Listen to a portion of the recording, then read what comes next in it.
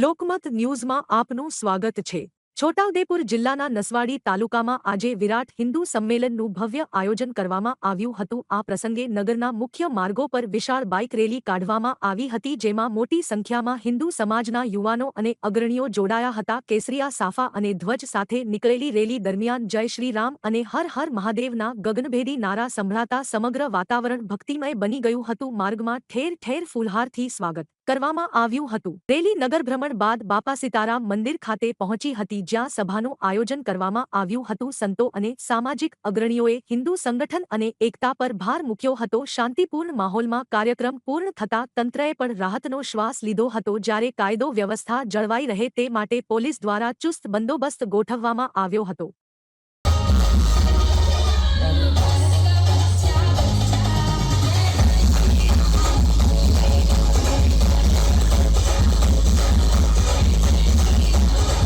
जय श्री राम। આજરોજ નસવાડી મુકામે હિન્દુ સંમેલનનું ભવ્ય આયોજન રાષ્ટ્રીય સ્વયંસેવક સંઘ દ્વારા અને યુવાનો મિત્રો દ્વારા થયું, જેમાં નવા બસ સ્ટેન્ડથી ખૂબ મોટી સંખ્યામાં વિશાળ સંખ્યામાં બાઇક રેલી અને બાઇક રેલી પૂરી થયા બાદ બાપા સીતારામ મંદિરે અહીંયા એક સરસ મજાનું આ હિન્દુ સંમેલનનું આયોજન થયું। એમાં ખૂબ મોટી સંખ્યામાં યુવાનોએ ભાગ લીધો અને હિન્દુ ધર્મ વિશેની વાત અહીંયા બધાની સમક્ષ ઉપસ્થિત કરવામાં આવી। રાષ્ટ્રીય સ્વયંસેવક સંઘના 100 વર્ષ પૂર્ણ થઈ રહ્યા છે। આ 100 વર્ષમાં રાષ્ટ્રીય સ્વયંસેવક સંઘે સમાજ માટે, દેશ માટે, હિન્દુ ધર્મ માટે જેટલા પણ કાર્યો કર્યા છે, સમાજને ઉત્થાન કરવા માટે જે પણ કાર્યો કર્યા છે, એની પ્રત્યક્ષ લાગણી એટલે કે હિન્દુ સંમેલન। આ જ પ્રકારના એક હિન્દુ સંમેલનમાં નસવાડીમાં મારે આવવાનું થયું।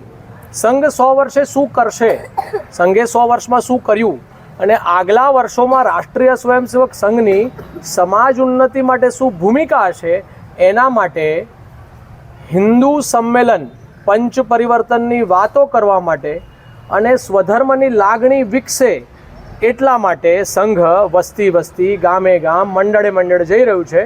એ જ પ્રકારનું આજે એક સંમેલન અત્યારે આગળ પૂર્ણ થયું। મોટી સંખ્યામાં નસવાડીના જાગૃત યુવાનો ઉપસ્થિત રહ્યા, બાઇક રેલી થયું। નસવાડીના દરેક યુવાનોને, આમંત્રિતોને અત્રે ઉપસ્થિત થવા બદલ રાષ્ટ્રીય સ્વયંસેવક સંઘ વતી હું આભાર વ્યક્ત કરું છું। ભાર્ગવ ચોકસી, વડોદરા મહાનગરમાં મારો નિવાસ છે। રાષ્ટ્રીય સ્વયંસેવક સંઘમાં સહબૌદ્ધિક પ્રમુખ તરીકેનું મારું કામ છે।